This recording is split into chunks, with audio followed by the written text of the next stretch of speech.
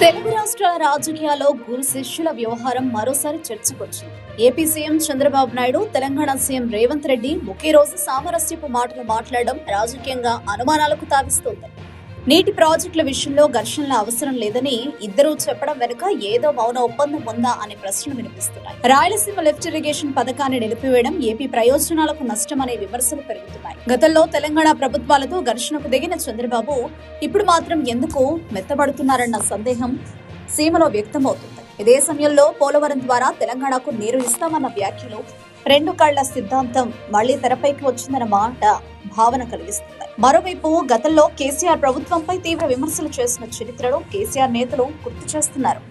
అలాగే జగన్ తో స్నేహం అంటూ రేవంత్ చేసిన వ్యాఖ్యలు కూడా ఇప్పుడు తిరగబడుతున్నాయి. వైఎస్ జగన్మోహన్ రెడ్డి పేరొస్తే రాజకీయ ఆరోపణలు తప్పవు. మొత్తానికి నీటి వివాదాలు, ప్రాజెక్టులు, ఆస్తుల విభజన వంటి కీలక అంశాలపై స్పష్టత లేకుండా సామరస్యపు మాటలు చెప్పడం ప్రజల్లో విశ్వాసాన్ని తగ్గిస్తోంది. గురు శిష్యుల ఈ రాజకీయ నాటకం చివరకు ఎవరి ప్రయోజనాలకు దోహదం చేస్తుందో చూడాల్సిందే.